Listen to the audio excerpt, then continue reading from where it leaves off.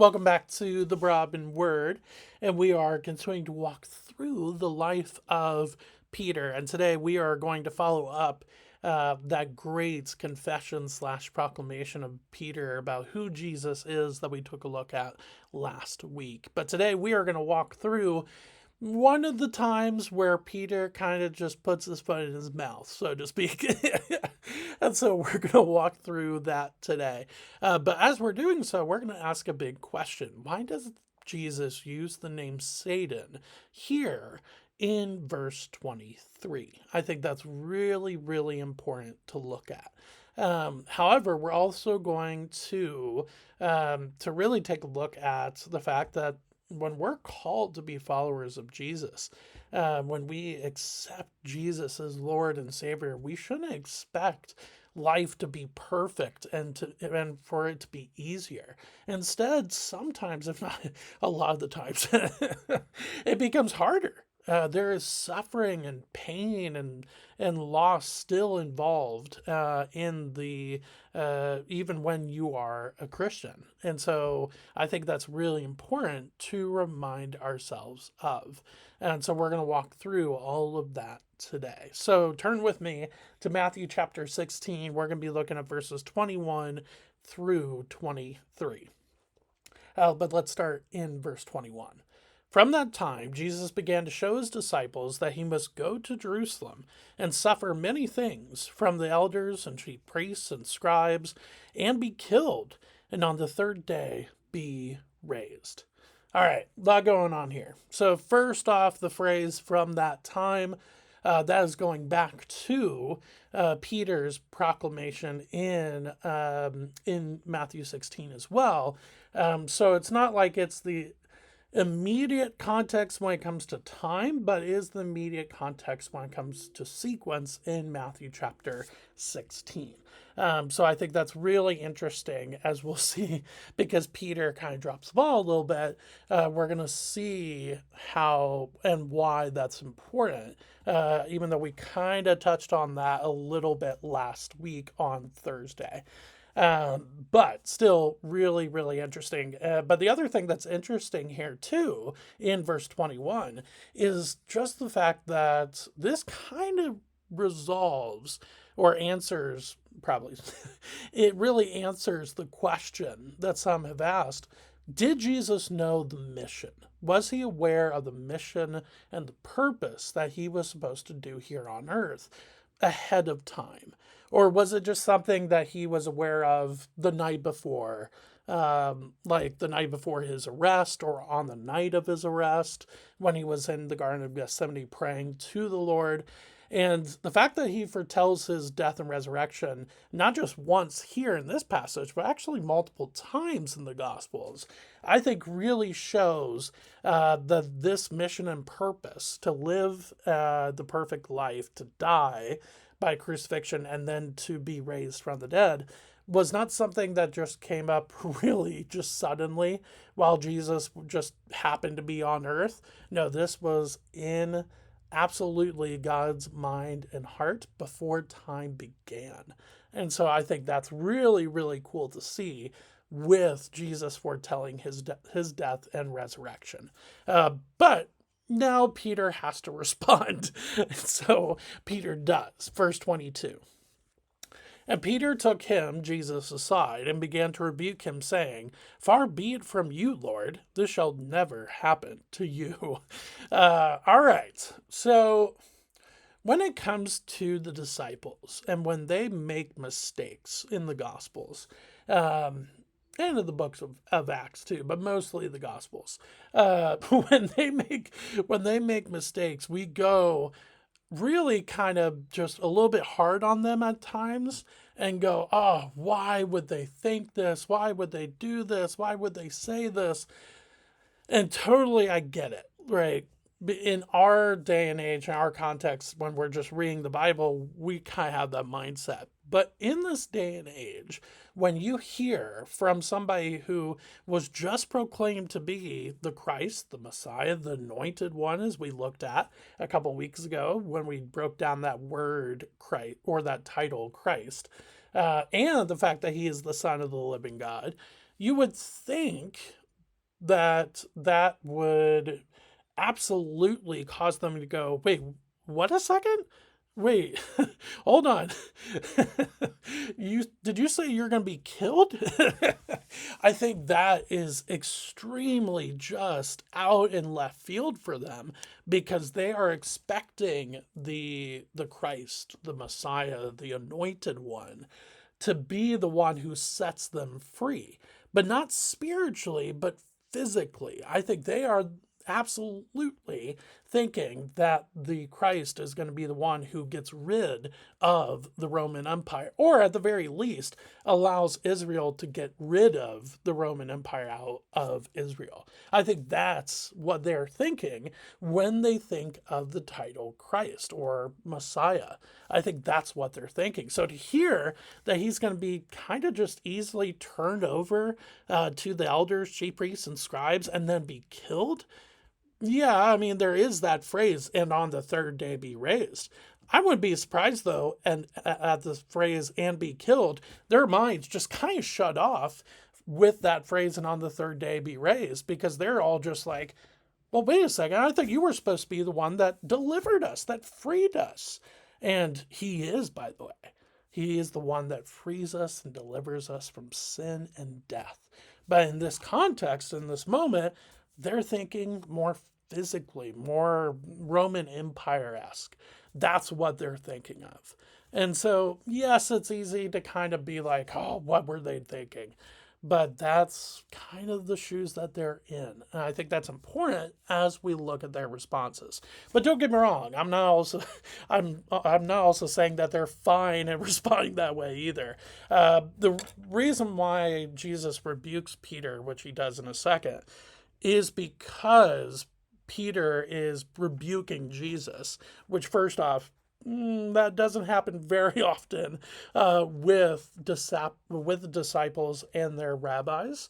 And so this would be very uncommon for a disciple to do this to his rabbi in that day and age. But at the same time, it's also just this, hey, this will never happen to you, Jesus. Really just kind of giving him a, hey, you may think this is the plan, but this shouldn't be the plan. And so I think that's kind of what Peter is getting at when he mentions, far be it from you, Lord, this shall never happen to you.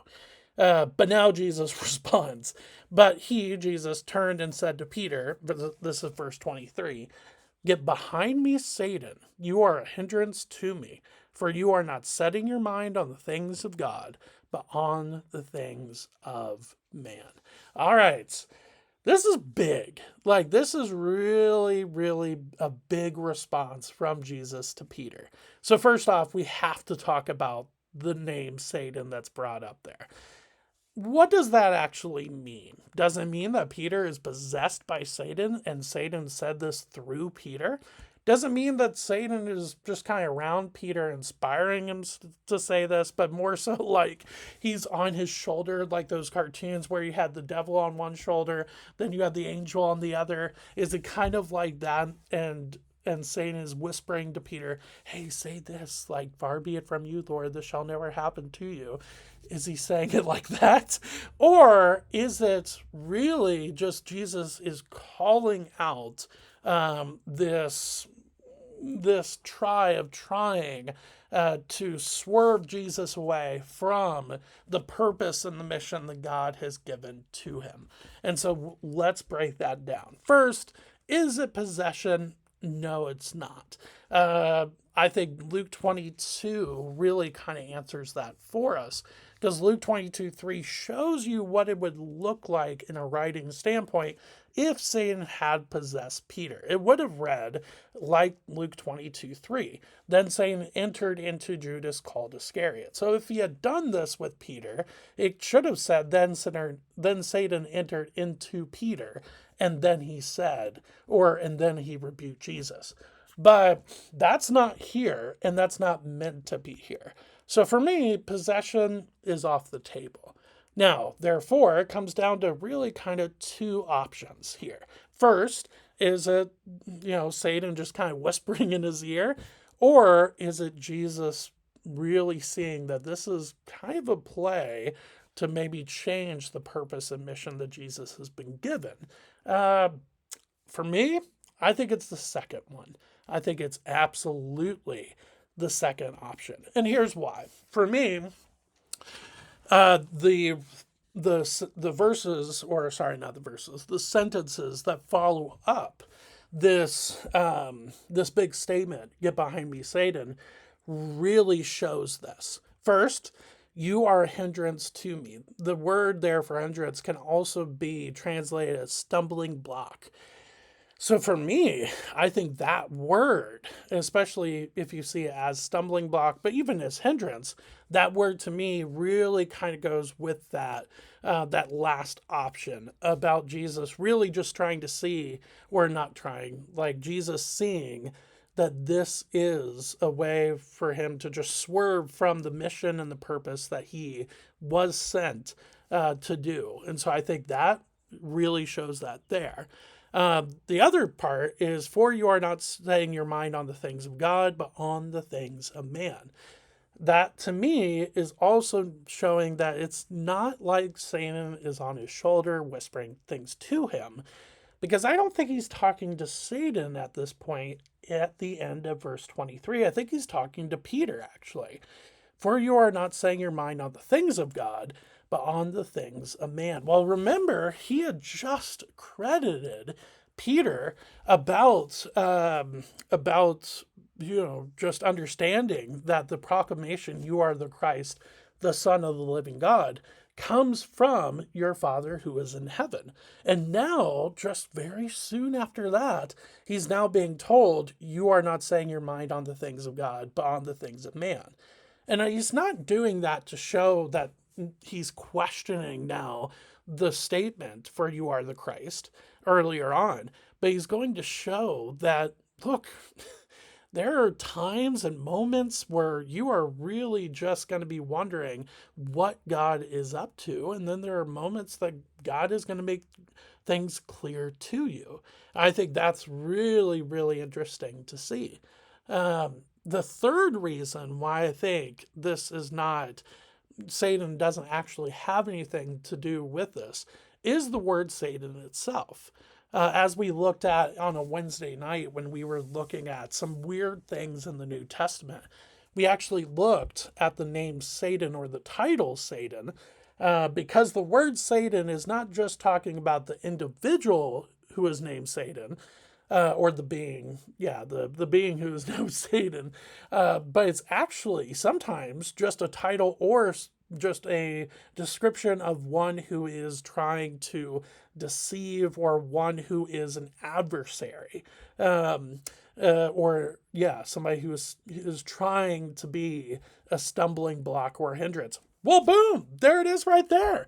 You are a hindrance to me. So for me personally, I don't think he's actually talking to Satan, the being Satan, and he's definitely not talking to the being Satan who's possessing Peter. I don't see that there. Instead, he is just saying, "Look, get behind me, you who are trying to set me into a trap, or one who is trying to oppose the purpose and the mission that God has given to me.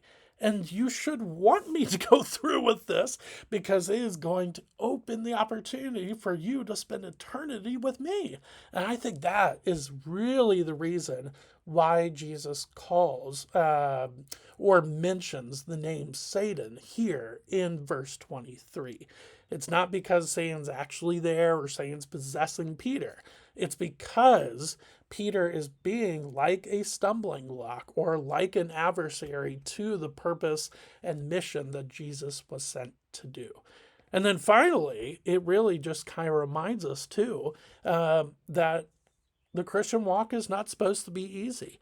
It is not supposed to be perfect. If Jesus himself is turned over to his own countrymen for no reason, is killed for no reason, we should expect to be persecuted. We should expect to be to have suffering as believers. Now, yes, it may not be the same as Jesus, but we should expect that, which then makes sense why Jesus then goes into talking about taking up your cross, which he does in verse 24. Then Jesus told his disciples, "If anybody would come after me, let him deny himself and take up his cross and follow me." That's why he mentions that. And I think that's incredibly important to see. So thank you for spending a little bit of time with me today as we looked at one of the one of the moments where Peter kind of speaks before he should have. But we also see a little bit about just the beautiful mission and purpose that Jesus was sent to do, how he knew that purpose and stuck to it, while also looking at the fact that we should probably expect some sort of suffering or persecution as followers of Jesus, because Jesus himself suffered and was persecuted as well. So I think that's important to see. So thank you for spending a little bit of time with me today. I will see you on Thursday as we continue to walk through the life of Peter. Thanks.